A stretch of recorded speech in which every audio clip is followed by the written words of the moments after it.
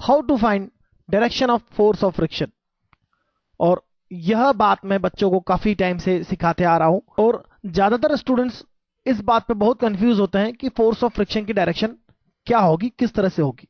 तो मैं आपको बताता हूं एक तरीका, और वह तरीका कुछ इस तरह से है। सबसे पहले हम एक एग्जांपल देखते हैं और एग्जांपल बाय एग्जांपल इसे समझने की कोशिश करते हैं।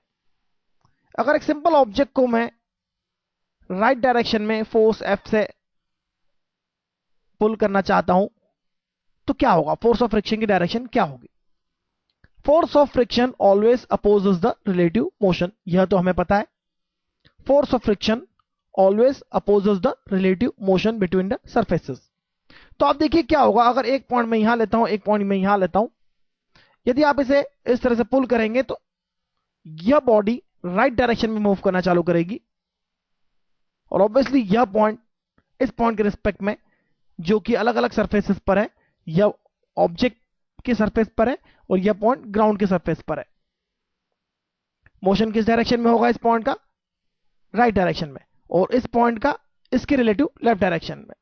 तो फोर्स ऑफ फ्रिक्शन क्या करेगा, इसको राइट में जाने से रोकने की कोशिश करेगा और यहां पर बैक डायरेक्शन में एक्ट होगा, और इससे इसके opposite, obviously opposite, Newton's third law के according equal and opposite direction होगी इस पार्ट की, जैसा कि हम पहले देख चुके हैं। तो आइए देखते हैं एक और छोटा सा एग्जांपल।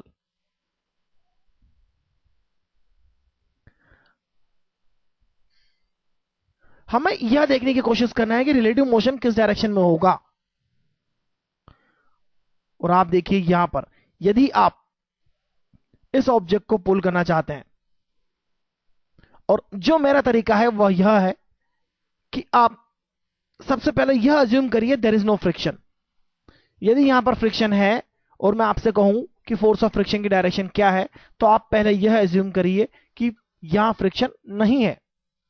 यानी यहां फ्रिक्शन है और आपको फोर्स ऑफ फ्रिक्शन की डायरेक्शन फाइंड करना है, तो आप अज्यूम करिए फ्रिक्शन नहीं है। और अब आप फाइंड करिए, इजीली फाइंड कर सकते हैं आप कि रिलेटिव मोशन किस डायरेक्शन में होगा। यदि आपने इसे पुल किया तो क्या होगा, अगर यहां फ्रिक्शन नहीं है तो यह ऑब्जेक्ट पीछे गिर जाएगा, क्योंकि फ्रिक्शन नहीं होने के कारण इस ऑब्जेक्ट पे कोई हॉरिजॉन्टल फोर्स नहीं है। और न्यूटन्स लॉ के अकॉर्डिंग इस पर अगर हॉरिजॉन्टल फोर्स नहीं है तो यह ऑब्जेक्ट हॉरिजॉन्टल डायरेक्शन में मूव नहीं करेगा। हॉरिजॉन्टल फोर्स कंपोनेंट फ्रिक्शन ही होता है, इसके अलावा कोई दूसरा फोर्स हॉरिजॉन्टल डायरेक्शन में नहीं होगा। यहां फ्रिक्शन है नहीं, जैसा कि हम एज्यूम कर रहे हैं फ्रिक्शन नहीं है, तो क्या होगा, यह ऑब्जेक्ट, लोअर ऑब्जेक्ट आगे बढ़ जाएगा और अपर ऑब्जेक्ट, और अल्टीमेटली वह एज तक आके नीचे भी गिर जाएगा। यानी आप यहां पर रिलेटिव मोशन देख सकते हैं, ऊपर वाला ऑब्जेक्ट का रिलेटिव मोशन किधर हो रहा है, बैक डायरेक्शन में। यानी इन पॉइंट्स को देखें तो ये बैक डायरेक्शन में जाना चाहेगा, तो फ्रिक्शन इसको फॉरवर्ड डायरेक्शन में एक्ट होगा, इस सरफेस पे फ्रिक्शन फॉरवर्ड डायरेक्शन में एक्ट होगा, और इस सरफेस पे फ्रिक्शन ऑब्वियसली बैकवर्ड डायरेक्शन में एक्ट होगा, क्योंकि एक दूसरे के अपोजिट डायरेक्शन में होंगे ये दोनों कंपोनेंट। तो आइए हम देखते हैं फेमस एग्जांपल साइकिल का, बाइसिकल का एग्जांपल देखते हैं हम। साइकिल की केस में हमें फोर्स ऑफ फ्रिक्शन की डायरेक्शन फाइंड करना सीखना चाहिए। और मैंने क्या कहा, हम यह देखते हैं कि यहां फ्रिक्शन नहीं है। सबसे पहले हमें यह सोचना चाहिए फ्रिक्शन नहीं है तो क्या होगा, फ्रिक्शन नहीं है तो क्या होगा। दो पॉइंट एज्यूम कीजिए, एक यहां पर साइकिल के टायर पर और एक सरफेस पर। अगर फ्रिक्शन नहीं है तो क्या होगा, पेडलिंग अगर हो रही है तो यह इस तरह से रोल होगा टायर। आप देखते हैं यदि कीचड़ में आपकी बिल्कुल चिकनी जगह पर आप साइकिल चलाएं तो आप पैडल चलाते रहेंगे, पहिया घूमता रहेगा, आप आगे नहीं बढ़ेंगे। यानी वहां फ्रिक्शन नहीं है तो यह टायर इस तरह से घूमेगा, और टायर घूमेगा तो यह पॉइंट पीछे जाना चाहेगा, इस लोअर पॉइंट के रिस्पेक्ट में यह पॉइंट पीछे जाना चाहेगा। लेकिन फ्रिक्शन अगर है तो क्या होगा, फ्रिक्शन इसे रोकेगा पीछे जाने से और फॉरवर्ड डायरेक्शन में एक्ट होगा। यानी force of friction forward direction में एक्ट होगा यदि पेडलिंग हो रही है तो। और हम आगे वाले टायर की बात करते हैं, आगे वाले टायर पर फ्रिक्शन किधर लगेगा। यदि आप पैडल लगा रहे हैं, साइकिल आगे जा रही है तो क्या होगा, साइकिल अगर आगे जा रही है और सोचिए यहां फ्रिक्शन नहीं है, इन दोनों सरफेस के बीच में फ्रिक्शन नहीं है, तो क्या होगा, यह टायर बिना घूमे आगे बढ़ेगा। अगर बिना घूमे आगे बढ़ेगा, क्योंकि इसे घुमाएगा कौन, यहां तो कोई पैडल नहीं लगा, यहां तो कोई चेन नहीं लगी, यहां कोई मोटर नहीं लगी है, इसे घुमाएगा कौन, गोल कौन घुमाएगा, रोटेशन कौन प्रोड्यूस करेगा? रोटेशन के लिए टॉर्क चाहिए, और एक्सल पे यह जुड़ा हुआ है, यहां से कोई टॉर्क प्रोवाइड नहीं हो रहा है, तो ये टायर बिना घूमे आगे बढ़ेगा, ये पहिया बिना घूमे आगे बढ़ेगा, यानी यह पार्ट आगे जाना चाहेगा, यह पॉइंट आगे जाना चाहेगा सरफेस के कॉरस्पॉन्डिंग पॉइंट के रिस्पेक्ट में। रिलेटिव मोशन को रोकने के लिए फ्रिक्शन लेफ्ट डायरेक्शन में लगेगा। हालांकि ये फ्रिक्शन की वैल्यू अलग होगी, इस फ्रिक्शन से कम होगी, और अल्टीमेटली हमारी साइकिल आगे बढ़ती है। और यह फ्रिक्शन क्या करता है? यह फ्रिक्शन अगर इस डायरेक्शन में देख रहे हैं आप, टायर को इस डायरेक्शन में एक रोटेशन भी प्रोवाइड करेगा, तो अगला पहिया घूमता ही इस फ्रिक्शन के कारण है, रोटेशन भी यही फोर्स प्रोवाइड करता है अगले टायर को। हालांकि एफ डैश यानी अगले टायर पे लगने वाला फ्रिक्शन बहुत कम होता है, जैसा कि हम जानते हैं। लेकिन जब आप ब्रेक लगाते हैं तो क्या होता है? ब्रेक लगाते हैं या पेडल नहीं लगाते हैं तो क्या होगा? ब्रेक लगाते हैं या पेडल नहीं लगाते हैं, तो दोनों केस में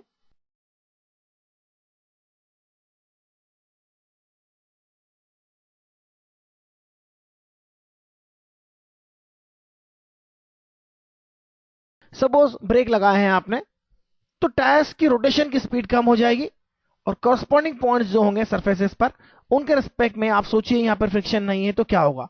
यह पॉइंट आगे जाना चाहेंगे, फ्रिक्शन नहीं है और आपके टायर घूमना बंद हो गए हैं, तो यह पॉइंट सीधे आगे चले जाएगा, इस पॉइंट के रिस्पेक्ट में रगड़ खाते हुए आगे जाएगा, स्किड होते हुए आगे जाएगा। जैसा कि आप जानते हैं, यदि आप पूरी तरह से ब्रेक अप्लाई कर देते हैं तो टायर घूमना बंद हो जाता है, और एक स्किडिंग होती है, वह स्किडिंग होती है, यानी पॉइंट ऑफ कॉन्टैक्ट जो है वह आगे की डायरेक्शन में मूव करेगा relative to the lower surface, और फ्रिक्शन उसका अपोज करेगा, यानी फ्रिक्शन पीछे लगेगा।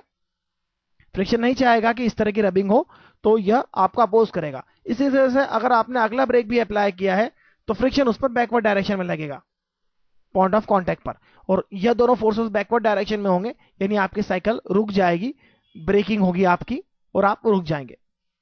This is the simple case. Pedalling हो रही है तो पिछले टायर पर आगे और अगले टायर पर पीछे फ्रिक्शन लगता है। एक और एग्जांपल देखते हैं हम फोर्स ऑफ फ्रिक्शन फाइंड करने का, फोर्स ऑफ फ्रिक्शन की डायरेक्शन फाइंड करने का। एक सरफेस है जो पहले हॉरिजॉन्टल है और उसके बाद इसमें स्लोप है, और इस तरह से ऑब्जेक्ट रोल होते होते इंक्लाइन के ऊपर चढ़ता है। यह ऑब्जेक्ट एक स्फीयर हो सकता है, सिलेंडर हो सकता है, कोई भी ऑब्जेक्ट जो रोलिंग कर रहा है। तो रोल करने का मतलब यह हुआ कि लीनियर मोशन हो रहा है, साथ में रोटेशन मोशन भी हो रहा है। तो आइए मैं आपसे यह पूछना चाहता हूं कि जब ऑब्जेक्ट रोल होते होते इस इंक्लाइन पर, रफ इंक्लाइन पर ऊपर के डायरेक्शन में मूव करता है, तब फ्रिक्शन किस डायरेक्शन में लगेगा? तो चलिए ऑब्जेक्ट यहां पहुंच गया सपोज, और अभी क्या होगा? अभी आपको फोर्स ऑफ फ्रिक्शन की डायरेक्शन फाइंड करना है। मैंने क्या कहा आपको? आप एज्यूम करिए यहां पर कोई फ्रिक्शन नहीं है, there is no friction here, then what will happen? If there is no friction what will happen? अगर फ्रिक्शन नहीं है तो क्या होगा? यह ऑब्जेक्ट रोल होते हुए आगे बढ़ेगा, और जैसे ऊपर चढ़ेगा तो उसकी लीनियर स्पीड कम होगी, लेकिन एंगुलर वेलोसिटी ओमेगा कम नहीं होगी। लीनियर वेलोसिटी कम होगी ड्यू टू ग्रेविटी, लेकिन एंगुलर वेलोसिटी ओमेगा को कम करने के लिए टॉर्क चाहिए, और यहां पर टॉर्क तो है नहीं, क्योंकि फ्रिक्शन आपने यहां पर एज्यूम किया है कि फ्रिक्शन यहां पर नहीं है। अगर फ्रिक्शन नहीं है तो रोलिंग होती रहेगी और लीनियर मोशन स्लो होता जाएगा। तो फिर क्या होगा? अगर ऑब्जेक्ट स्लो होता जाएगा और रोलिंग होती रहेगी, तो यह पॉइंट और इस पॉइंट में क्या रिलेशन होगा? यानी ऑब्जेक्ट आगे बढ़ने की स्पीड कम होगी, और रोलिंग स्पीड के कारण यह पॉइंट ऑफ कांटेक्ट पीछे जाना चाहेगा, इस पॉइंट के रिस्पेक्ट में यह वाला पॉइंट डाउनवर्ड डायरेक्शन में मूव करेगा, यानी फ्रिक्शन अगर है तो इसे अपवर्ड लगेगा, यानी फ्रिक्शन है तो इसे अपवर्ड लगेगा। फ्रिक्शन रिलेटिव मोशन का अपोज करता है। अगर रोलिंग होती चली जा रही है, रोलिंग की केस में लीनियर मोशन कम हो गई और रोलिंग हो रही है, तो यह पॉइंट इस पॉइंट के रिस्पेक्ट में डाउनवर्ड डायरेक्शन में, यानी बैकवर्ड डायरेक्शन में, मोशन के अपोजिट डायरेक्शन में मूव करेगा। यानी अगर फ्रिक्शन है तो फ्रिक्शन इसका अपोज करेगा और इससे अपवर्ड डायरेक्शन में एक्ट होगा। और इसी तरह से आप देख सकते हैं, जब एक ऑब्जेक्ट को आप प्लेन के ऊपर से छोड़ देते हैं, जस्ट रोल करने के लिए छोड़ देते हैं, तो क्या होगा? यदि फ्रिक्शन नहीं है तो यह सीधे आएगा बिना रोल हुए, रोल नहीं होगा, यानी यह पॉइंट और यह पॉइंट में क्या रिलेशन होगा?